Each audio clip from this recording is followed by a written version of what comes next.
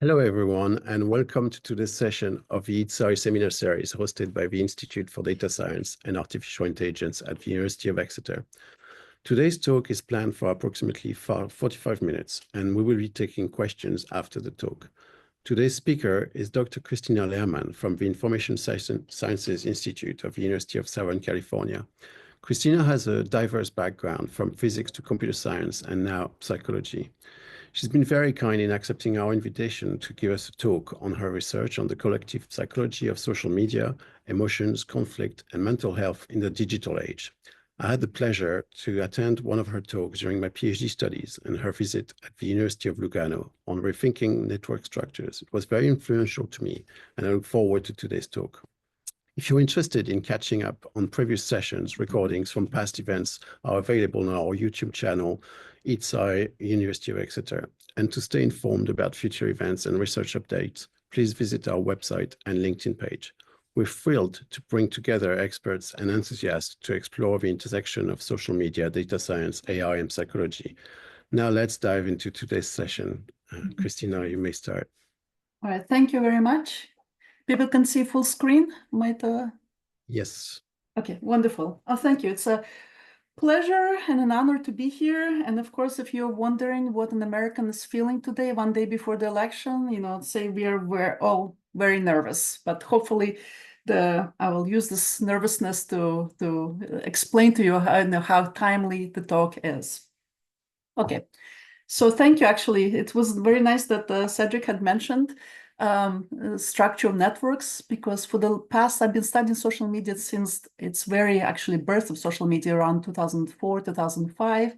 And most of my research in the past had focused how information is spreading in the networks and how the structure of the networks affects the virality of cascades, how the human cognitive biases affect how information is spreading.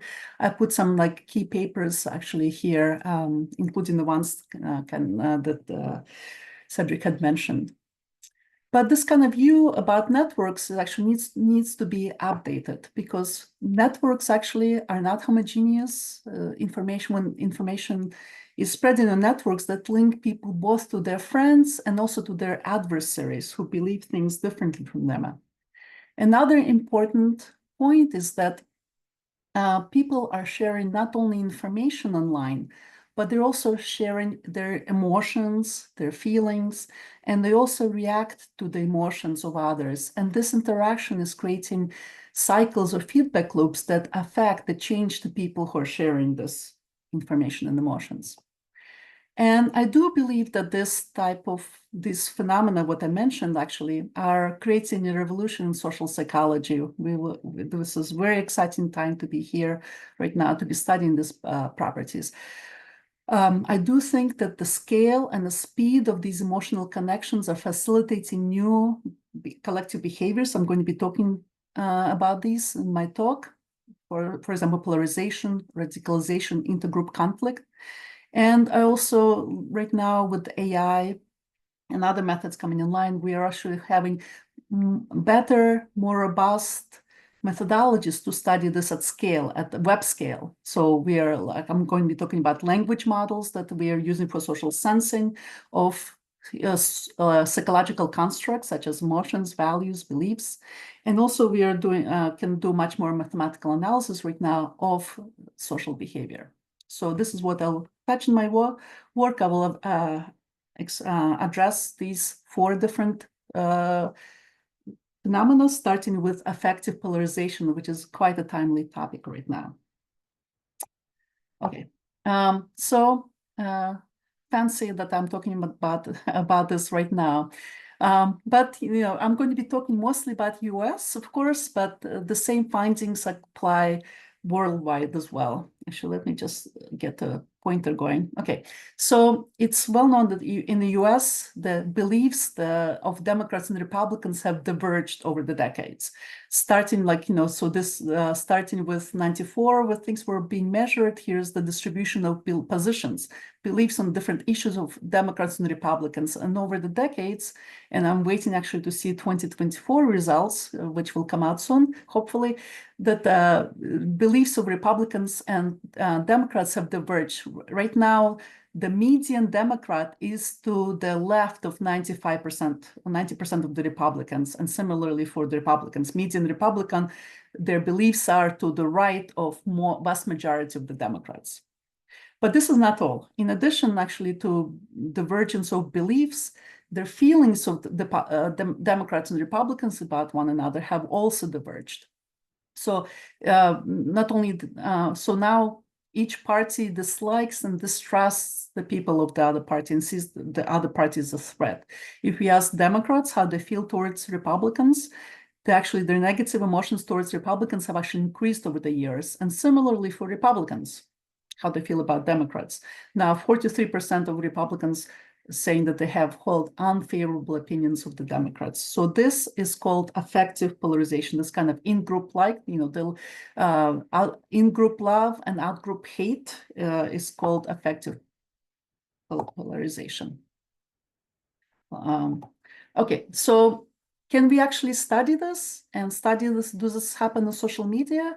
So before we can answer this question about studying affective polarization on social media, we have to measure emotions. And people do express a lot of emotions through text messages. I'm actually using emojis here as just the symbolism of the emotions that people are communicating online. But we are looking just mainly through text.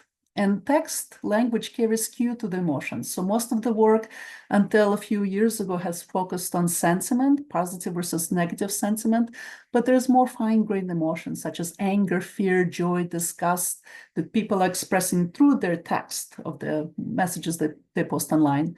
And beyond emotions, we can also recognize more, other constructs like toxicity, hate speech. And especially in the last 2 or 3 years, there's been a really revolution in language models that their abilities have improved a lot. So, for example, we have developed a transformer, like a BERT-based model that can recognize multiple emotions in text messages, and they can actually recognize them in many different languages. So language is no longer a barrier to understanding emotions.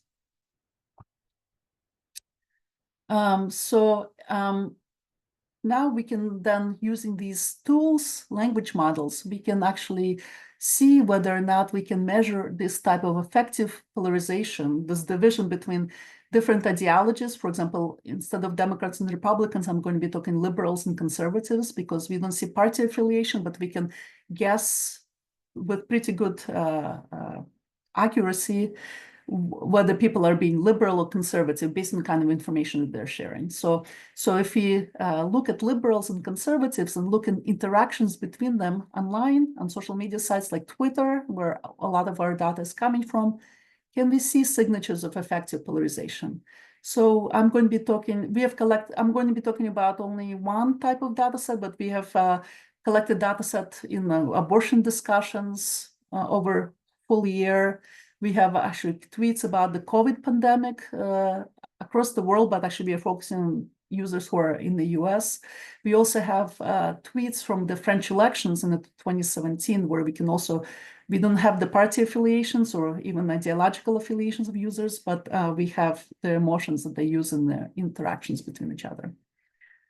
So if affective polarization holds, then we can actually look at the interactions, like, for example, replies that people do within their party in group when a liberal is replying to a liberal, for example, or conservative is replying to conservative. And we can look at replies between people cross groups, for example, liberal replying to conservative, and look if we can see the signatures of affective polarization. The hypothesis is that in-group replies will show more positive emotions, and out-group replies will show more negative emotions. And this is indeed what we see. If we break the replies, basically in-group versus out-group, then this is a box plot showing the range of specific emotion. Each box plot is for a separate emotion. So the range of anger being expressed in out-group replies compared to in-group replies. A box plot shows the median, the mean, 75th percentile, 95th percentile. And we observed that out-group replies have more anger, they express more disgust, and also more toxic. This is for abortion-related tweets, but we see the same thing in other data sets as well. In contrast, in-group replies show slightly more joy, slightly more, but it's still statistically significant. These stars are showing statistical significance. They show more, and they also show more fear within the in-group. People express more fear within the in-group than to their out-group, which was a surprise to us because we expected fear as negative emotion to behave more like to be higher in the out-group. And also another surprising thing was that people actually use more words when talking to their in-group rather than talking to their out-group, which makes sense as retrospect. So this was actually good that we actually confirmed the hypothesis that affective polarization does exist in online interactions, but actually it's actually much more interesting than that. If it seems that emotions shape the structure of social networks themselves. So for social networks, we cannot get followers from Twitter or not, but we can use retweet interactions as a proxy of follower interactions, as a proxy of who pays attention to whom. So we can build the retweet network and then see when people reply, how far away is the person that they're replying to, how far away from they are. And we have a number of metrics to measure distance between people in the network. For robustness, we check them all, but for simplicity, I'm going to be focusing on embedding distance. If you take this large Twitter retweet graph, it has millions of users embedded in a lower dimensional space, and then use Euclidean space and the Euclidean distance in the embedding space to measure distance between replying users. So here is replies where we actually for visualization, we bin distance into quartiles. So this Q1 is showing anger within reply interactions between users so closest to each other. And Q4 is showing anger here being expressed in reply interaction users who are furthest away, in the 25% of the furthest away users. And you can see that anger increases with network distance between replying users. So anger goes up with the distance between users in the retweet network. So we're looking at different measuring anger and replies, but looking at distance within the retweet network. So anger goes up, disgust goes up with network distance, toxicity also goes up with network distance between users. And the joy and fear actually go down. So you're much more likely to express fear for people who are closer to you, the closest users within the network to you, and less likely to express fear to people who are users who are further away from you.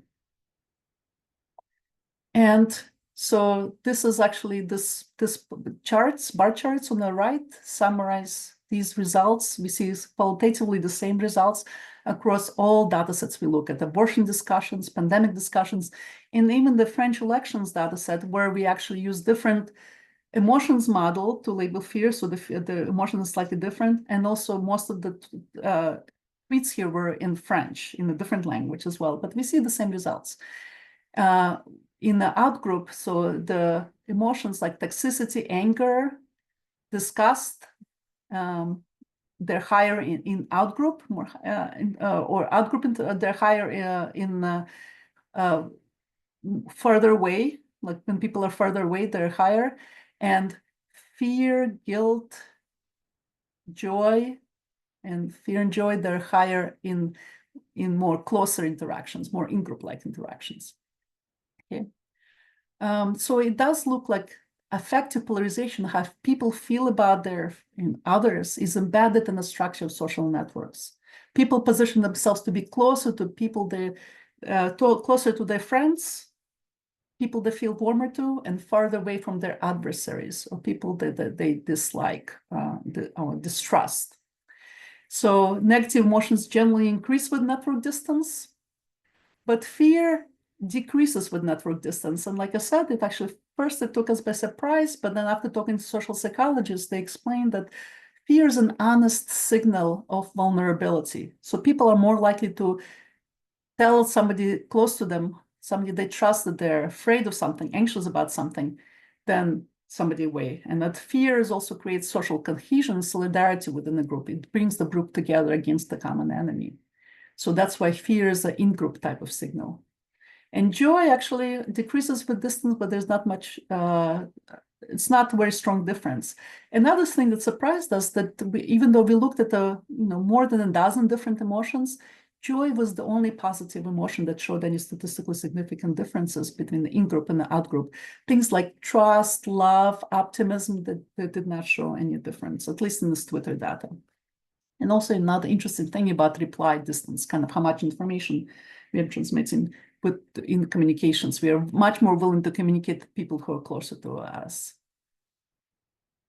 So this is part of shows affective polarization, but why is this important? And here I'm going to introduce the mathematical model of opinion dynamics that shows how things change. So first of all, beliefs can change very quickly, and I will show you that can change very quickly because of the emotions that people have. So here, this is plot just showing consumer sentiment about the economy and how rapidly, nothing changed between the change from Obama to Trump administration, except for who is in the White House. But you can see how sentiment towards the economy among Republicans spiked very quickly. And maybe this is all interesting, academically interesting, but actually can have real world consequences that I'll show you later on, trying to explain how attitudes about masking during the pandemic rapidly changed between liberals and conservatives, where this plot is showing the share of conservatives and share of liberals on Twitter who support masking, how it rapidly polarized after some event like CDC masking recommendations. But and I'll show you actually it's because of the emotional interactions between friends and enemies that can create this rapid polarization. So in order to understand this, I'm going to talk about a simple model of opinion formation. And this model considers a network where nodes have two attributes. One is a static attribute that shows which group they belong to, either red or blue. Suppose red is a conservative user and blue is a liberal user. So this doesn't change. The group attribute does not change. Their group identity does not change. In addition, they have a dynamic attribute, which represents their opinion or belief. For example, masks don't work or masks work. So I'm representing this by shading, for example. And within this network, actually, these nodes, when they interact, actually, they have in-group love, which means that they they're driven to conform to the opinions or beliefs of their in-group, like their neighbors who are the same colors that they do. And they have out-group hate, which drives them to oppose the opinions of their out-group. So their neighbors of the other group, they're going to try to distance themselves from their opinions. So we can express these types of interactions within this mathematical formula. And the only thing that's important here, look at with the parameter alpha, which represents in-group love, they're going to look at their in-group neighbors who hold one belief versus the other and see which belief is more popular among their in-group neighbors. For example, a red node will look at other red nodes and red neighbors and see which belief is more popular and bring itself closer, align its belief closer to them with the parameter alpha, which is in-group love. And with parameter beta, it will do the same thing, look at the out-group neighbors, look at the opposite color neighbors and distances. So for example, if more of those neighbors hold belief 0, then it will actually choose to be more likely to choose belief 1. Okay, so with parameter alpha, it'll conform to the in-group neighbors, and with parameter beta, it will oppose the preferences of the out-group neighbors. So this simple mathematical model has very interesting and complex behavior. So one thing that comes out is actually there's always a steady state wherever you start, no matter what distribution of opinions you start with initially. Eventually, you're going to reach a global steady state, and there's two types of steady state that exist. One is consensus, global consensus, where every node will hold the same belief. And the other state is actually partisan polarization, where one color nodes hold one belief, and other color nodes have the opposite belief. There's also unstable state polarization that's unstable, but it's I'll show you. So here's actually, I'm going to show you evolution of the system, as the y-axis here shows the fraction of red or blue nodes that hold a given belief one, for example. So they can start with some state, for example, and after interactions, they all converge to the same state, meaning that all nodes hold the same beliefs. Or they can start for different parameter values for different levels of in-group love and out-group hate. For example, the system can start with the same belief where, for example, 80% of both red and blue nodes believe that masking works, but then one group will believe, everybody within the red group will believe that masking works, and nobody in the blue group believes that masking works. So this shows the evolution of the system. Starting from any initial state, the system will evolve to the steady state. And actually, this model is like really simple. Like I said, it's very simple, but has very complex behaviors. And the only things that affect the steady state, only two parameters actually determine the steady state. These parameters are shown here on the x-axis, which is the ratio of in-group love to out-group hate. And the y-axis is basically the ratio of the group sizes, the ratio of the red group size to the blue group size. So regardless of the initial state of the red and blue nodes, the system will reach a steady state where the beliefs will no longer change. So it can be in this region, this parameter space, it will reach consensus where everybody holds the same beliefs. In this parameter regime, it will change where like red group holds one belief and the blue group holds the other belief. And this one, actually, it's just flipped, where the red group holds the same, also party line polarization, but here the minority holds one belief and the majority holds the other belief. And there's also this unstable regime, but in any little perturbation will throw the system back into the stasis. So I'm not going to talk much about the unstable regime. And it's also interesting that there's a sharp boundary between these different regimes that is going on. So actually, we have these mathematical results about the steady state actually can be exactly solved for a fully connected system. And we can also fully, so first I'll show you some of the insights that is actually given to us with the system. So for example, if you look at this phase state diagram of the system, which is like showing the steady state properties of the system, you can see if you're to the left of this line at x equal to 1, there's no consensus is possible. So it basically says this model predicts that polarization is inevitable if out-group hate exceeds in-group love. When parameter beta is larger than alpha, x is going to be less than 1. And so when out-group hate dominates, there's no consensus is possible, which makes sense. Kind of explains our situation right now. So the phase diagram, actually, we can solve it exactly mathematically in the case of the fully connected system where every node in the network sees every other node, and another case where it's actually completely mathematical model is completely solvable is the stochastic block model, which basically talks about two echo chambers that are connected by groups. So the echo chamber, where every node is connected to row fraction of same color nodes.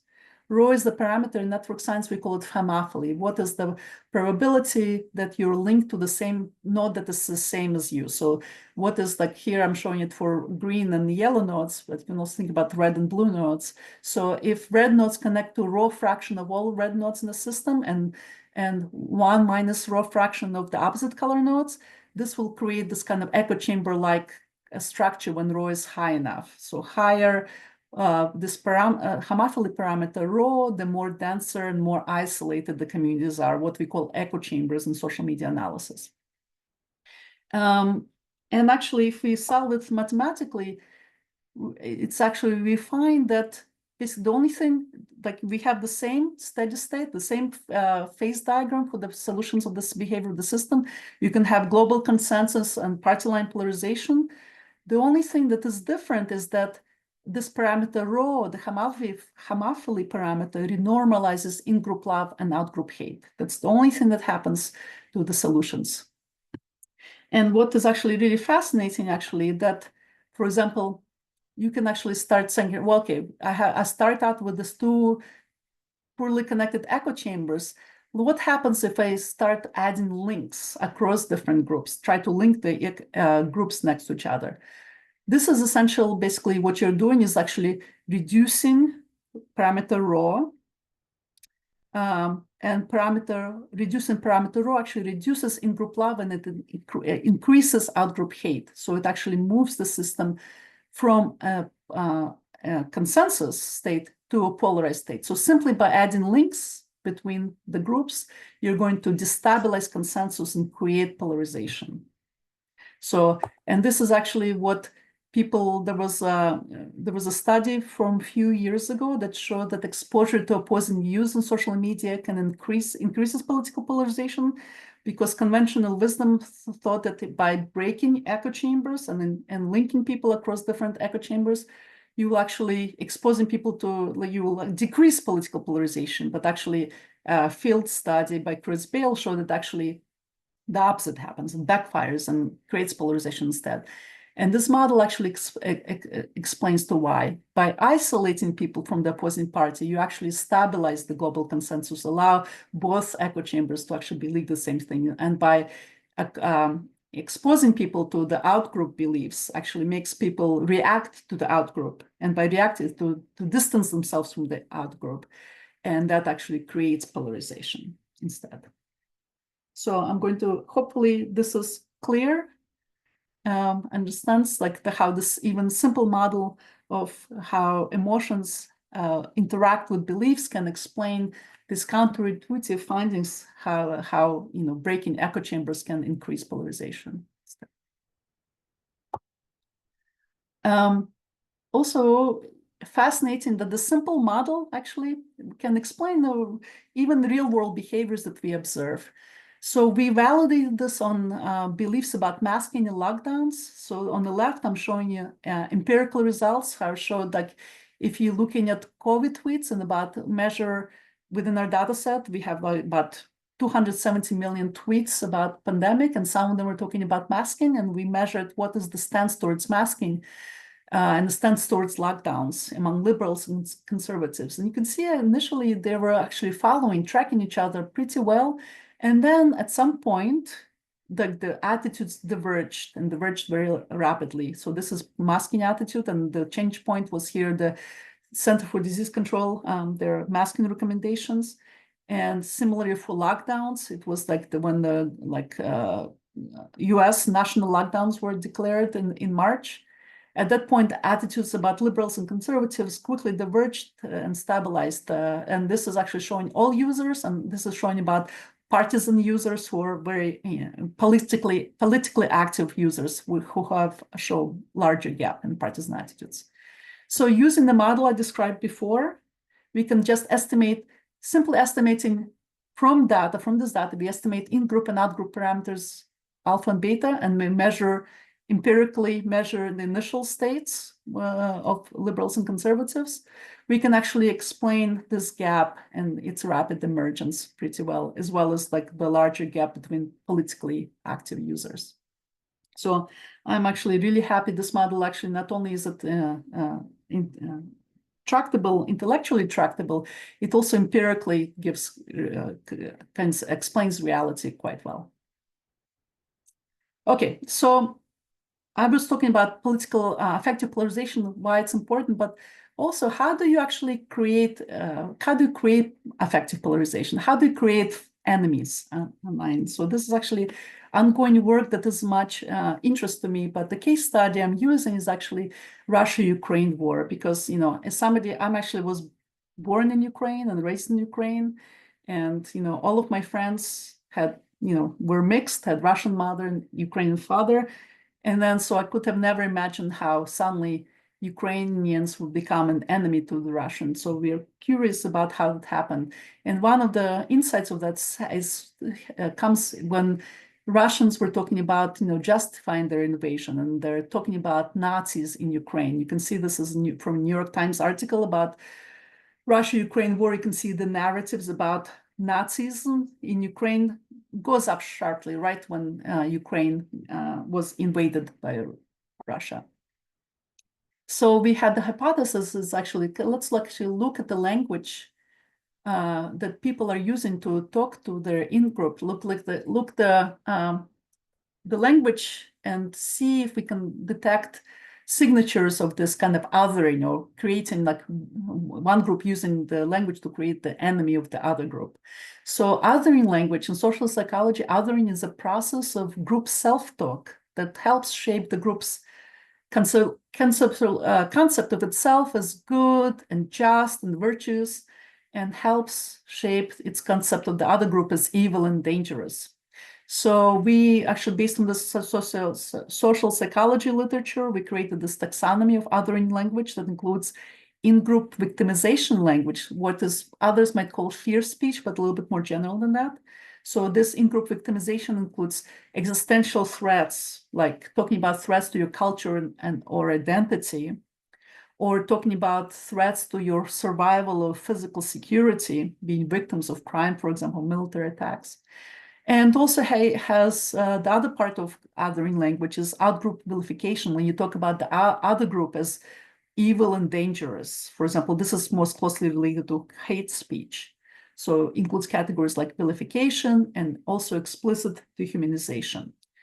So here, we looked at the dataset we used actually was Russian, Ukrainian war bloggers on Telegram, because each group is actually talking to itself. Like Russian war bloggers are talking to Russians, and Ukrainian war bloggers are talking about Ukraine to other Ukrainians. And we created a model that recognizes these categories of language, and then we applied it to massive scale to over 10 million posts from this data set. And this plot is actually showing how each category of this othering language is being used. And you can actually see it, like the spike in the othering language around the time of the invasion, and on both sides, actually. You can see that actually Russians on the left here are using othering language more than Ukrainians, for example. But also interesting to see what kind of language is being used and when is it actually spiking. So we actually see that the Russian use of the othering language, and specifically about threats to culture and identity actually spike right around the time actually when there's news events like US and European military aid and security aid to Ukraine. Whenever that happens, they start talking, blaming NATO, blaming US for, Russophobia and threats to Russian culture. Whereas for Ukraine, actually, the spikes in this othering language actually is related to battlefield military gains and losses. Which makes it another really fascinating thing when we link this to othering language to moral language. And I'm not going into details, but there's moral values in social psychology. There's this moral values framework that decomposes values along these different foundations. We can see, even though both Russians and Ukrainians use moral language similarly with equal frequency, Russians actually moralize their othering language a lot more. For example, interesting here, purity and dehumanization is highly linked among the Russian language. The red is showing more intense use of that, more moralizing moral language within othering categories. Whereas among Ukrainians, it was more linked to caring, for example, talking about their losses and the loss of lives and injuries on the battlefield. Threats to survival security is linked to the caring language.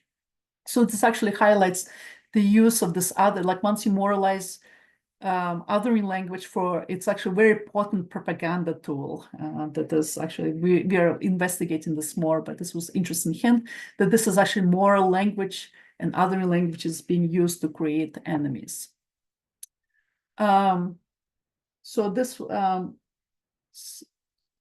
the final aspect actually, so this is, I was showing you how language can be used for psychological change, and we can actually study this. And the final note about kind of social media's online effects actually I'm going to talk about mental health. And mental health overall has, you probably read many stories that show that mental health, especially among the youth in Anglosphere, in English-speaking world, the mental health has actually deteriorated more among girls than among boys. So this is like a very broad topic that is receiving a lot of attention. I'm actually looking at a slight, like one sliver of the mental health challenge, which is the eating disorders. So eating disorders are things like anorexia, bulimia, binge eating disorder that starts early, where usually likely more common among girls, kind of the thin ideal, where girls or actually boys, young people actually try to restrict their food intake to be thinner, and has high prevalence during US. Many people, it's very, very widespread and common. It also has a very high mortality rate because starving yourself actually affects a lot of the organ systems.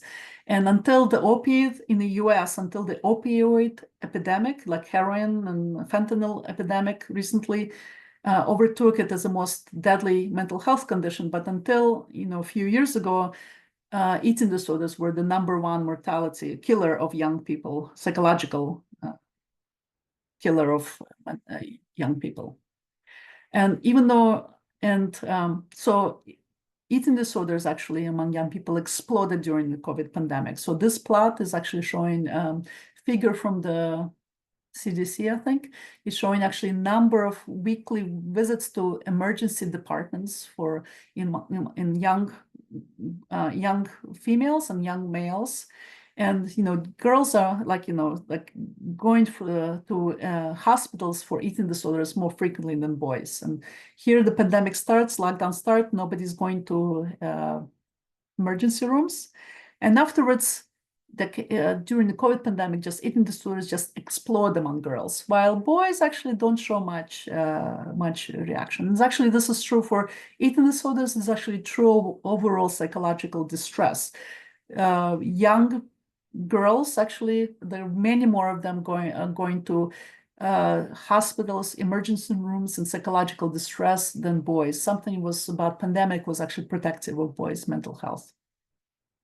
So of course, what was going on? Well, young boys, if any of you have young people in your households, that during the pandemic, many young boys were playing video games, while young girls they were on social media. They were actually getting fed all kinds of content from social media influencers.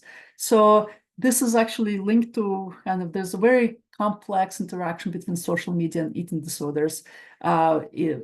Which led many people to ask, is social media fueling eating disorders? So this is not my study, but this is a study from Network Contagion Research Institute that showed on Twitter specifically, you do see uptick, explosion of content with hashtags that are related to self-harm and eating disorders. Eat Twitter, for example, is one of them, as well as number of user accounts, the creation of user accounts who use these self-harm and eating disorders related words to identify themselves in their bios. So there is this link appears to be a link between social media and eating disorders. And the way I think about this link is actually that, and I'll show you in a second, I'll show you some results, that these, without moderation, content moderation, this mental health interactions related to mental health, they're similar to political radicalization. There's online radicalization that is taking place. So young people go online and they find harmful content that is related to eating disorders. And then they find others who are like them, like-minded people, and they link to them, creating these types of echo chambers. And within these echo chambers, these echo chambers and online communities actually serve multiple purposes. They do provide emotional support, but this emotional support actually keeps people engaged in this. But in addition to that, these echo chambers, just like political echo chambers that might radicalize young people along political lines, within mental health domain, these echo chambers radicalize people by exposing them to normalizing harmful behaviors, exposing them to tips and tricks about this, how to, you know, starve themselves, how to tolerate hunger, how to, you know, purge themselves, and also isolate them from like recovery, isolate from alternative use, which with mental health domain is actually recovery-oriented mindsets. And this, by creating these types of echo chambers, this kind of dynamic, this feedback loop is actually creating this harmful dynamics that ensnare more people within this eating disorders and things. And people have studied these types of dynamics related to political radicalization, but I think something similar to that is taking place on Twitter. And I'll leave you with some of the evidence we have, which is we collected 3 million tweets matching keywords, variety of keywords related to dieting and weight loss and body positivity, but also eating disorders, words like pro-ana, pro-mia. And we collected large body of tweets about this, and then we looked at retweet interactions. And this overview network is showing each dot is a user, and they're linked by retweet interactions. And if they're closer together, it means they have many more retweet interactions between them. So this, for example, community in here, it actually is very closely linked to interacting. So all of these community is actually talking about glorifying anorexia. This is a pro-anorexia community, and actually they're separated by Louvain, like modularity. The community detection is actually separating them slightly, but they're closely linked because these are actually in different languages, in Spanish and Portuguese. So eating disorder communities. Whereas there's we identified other communities within this interaction, but they're actually more interacting. They're not as isolated as this pro-anorexia community. So there's an anti-anorexia community. They're actually critical of the diet culture that pro-anorexia community promotes, and they're closer to the body positivity. But there's also other communities, like the ones that are promoting keto diet, one that's talking about weight loss drugs, Ozempic, and other communities. But you can see actually there's many more interactions among these communities. So this truly forms, anorexia community truly forms an echo chamber. But what we actually did, we went beyond that. My group is developing large language models to learn more about online communities. So large language models, if you're not familiar, this is like GPT, chatbots that have shown remarkable capacities lately. They can be used to answer a variety of text generation classification tasks, but we are using them to actually survey attitudes within communities. So there's a number of ways you can actually use LLMs to learn about, to mimic communities of the language. For example, you can steer LLM chatbots by prompting them to respond like members of the community, respond like a liberal or respond like a conservative. Or you can use prompt engineering, which is like providing some examples of text messages from a given identity. You can prompt LLM to respond for this, but we cannot do it for this organically formed communities because we don't have like a good labels or explanations for that. So in order to use LLMs to gain more insight into what these online communities that we discovered on Twitter are talking about, we use actually fine-tuning, which is a technique that adjusts the weights within a large language model, such as Llama, for example. It can adjust the weights to match the language of the community better. And after we match the language, we can actually use these chatbots that have been aligned to the community to answer questions about this. So this is really exciting work that we are just now started, actually, like being able to align these chatbots to inside communities. And then not only can we ask it questions and they will respond with the voice of the community, we can also apply psychometric tests to these to the communities. For example, National Eating Disorders Association has developed a survey, psychometric test that can evaluate risk of eating disorders within individuals. But after aligning these chatbots to the individual communities, then we can apply this psychometric test to find out what is the community risk to eating disorders. And indeed, the pro-anorexia community actually is according to this psychometric test, is at a higher risk of eating disorders. And actually, ketone diet community is also judged as being higher risk. But the anti-anorexia community, this is actually using counter speech to counteract some of the negative rhetoric from the anorexia community. This anti-ana community is actually the low risk and healthy lifestyle and weight loss community as well. So this is just one illustration, but it's I'm really excited about possibilities that large language models are chatbots basically are offering to study and better understand online communities. All right, so I'm going to wrap up this talk basically kind of with the key takeaways from this, that basically like emotions, understanding emotions online is extremely important. Individual emotions shape the organization's social systems. They define societal fault lines and divisions. And not only are they reflected in the structure of attention, we can also use this to basically backtrack and find out where the divisions are. Also was interesting the asymmetry of affect, somehow the outgroup hate is a stronger social force than in-group love. This is very similar to Roy Baumeister's bad is stronger than good. We actually have evolved to pay more attention to negative information. Negativity bias is very strong. Information about threats. So whatever speech we have online that kind of tries to leverage negative language is actually gets more attention. And also this work, this is like situations much more complex online that conventional wisdom allows. For example, people have long believed that echo chambers actually polarize people. They create these divergent beliefs, but this work shows that echo chambers do not polarize. They do radicalize people. They do ingrain the sense of identity, make it stronger. And they do create enemies, but they do not polarize beliefs. And the way to shape a group identity, it looks like actually, rather than hate speech, actually fear-mongering speech is a stronger driver of this group identities. And then together, these actually, political scientists thought that belief change, it takes a long time to establish itself, but actually my work and empirical data, this new work shows that beliefs can shift very, very quickly without even changes to network structure.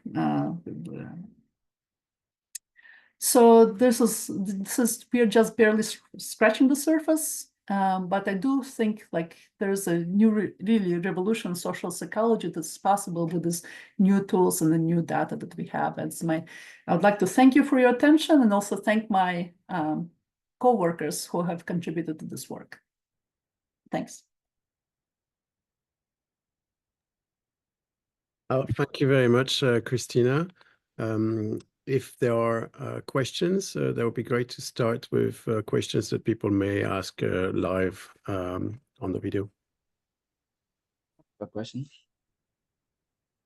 Hi, Kristina. Nice to see you again. Hi, Diego. Good to see you again.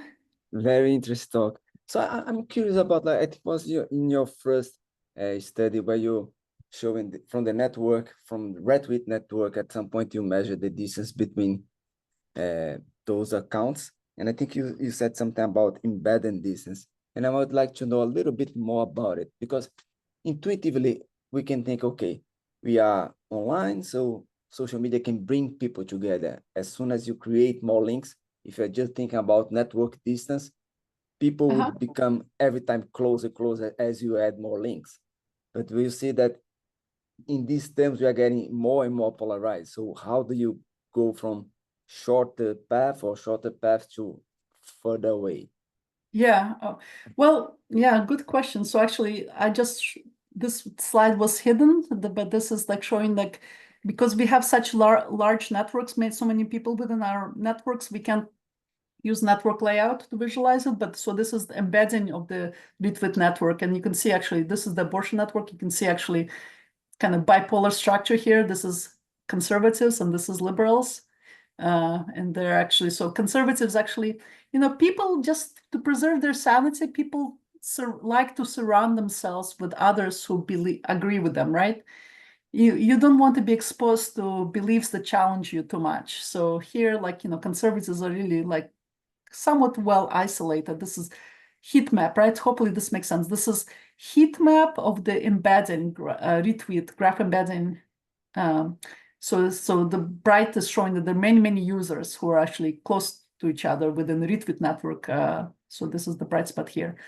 versus COVID discussions, kind of multipolar, because people are just like learning, they're paying attention to many different things. They're just trying to learn about this COVID. They might be actually connecting across different information sources to get better.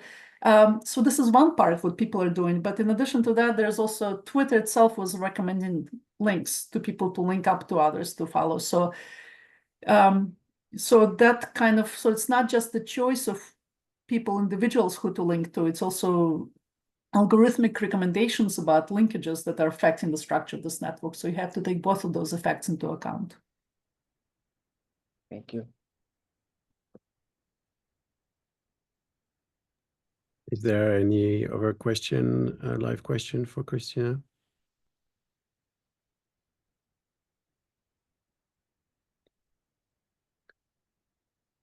Well, if it doesn't seem like it, I have received a question, well, a comment from Miriam Koshat before she left. Social identity theory tells you that there is a need for differentiation between groups. They want to be uniquely different to justify their existence and reduce uncertainty. So they will polarize if confronted with the outgroup's view. It's quite a well-known phenomenon in social psychology since the 1980s. That's right. And people, right. And yet people, when people were talking about Twitter and like political polarization on Twitter, they thought, okay, let's actually, it's echo chambers that people like lock themselves, surround themselves with others who believe the same thing. And this is what creates polarization, political polarization. And we should actually connect people across different identities to reduce polarization. And then experiments, actually, when the experiments came online, they actually did this and they showed actually, no, it doesn't work. So the same principles that people have studied in offline, they also look like they apply online, where when people are exposed to others of different identities, they react to them, especially if they dislike those identities. Yeah, I think here you have to have the disliking and distrust, the affective polarization bit here. Wow. If I may ask a kind of a follow-up question, based on your analysis of the Ukrainian conflict and the relation between liberals and conservatives in America, do you think it would be possible to reconcile those different actions of people? Of course, yes. I should have left people with more positive look at this. I mean, I don't have results yet, but it is possible to stress, for example, one idea is to stress common ground, to link people from different identities who actually believe the same things. So this is called common ground, and there's some field studies, experiments that are showing that linking people according to amplify their shared similarities helps reduce this kind of outgroup hate. So this is something that we can definitely try, and actually from network point of view, actually looks like it actually helps reduce the polarization by linking across colors people who have shared the same beliefs. Wow, thank you. There's another question in the chat from Tristan Can. How are you handling the change in availability of social media data? I noticed in your last example of Twitter referenced Ozempic, which I'm not sure was talked about much before the changes to data access early last year. Yeah, we collected the eating disorders data. We collected right before, basically in the last few days before Elon Musk pulled access on Twitter. So it was in March or so of 23, and Ozempic was already quite discussed. But that's right. Actually, we can no longer get data from Twitter, so we're missing that whole window into the social media. We have data sets from other sources like Telegram, of course, Reddit as well. It is still possible to look at data from there that we are exploring. Right now, most recently, we are using TikTok data. We got access to TikTok API, and we're using that data to look at the more recent trends. Do you think we need to lobby better as researchers for better transparency requirements for these platforms? So That's right. And Europeans, people in Europe have been doing much better job holding companies responsible for providing, for maintaining safety in data. I'm still waiting for US regulators to force social media companies to share data. The trend is going in the opposite direction, unfortunately, but we do need more data to be shared with researchers, correct? Wow. Are there any other questions before we close? Give a minute for people to think about the last question.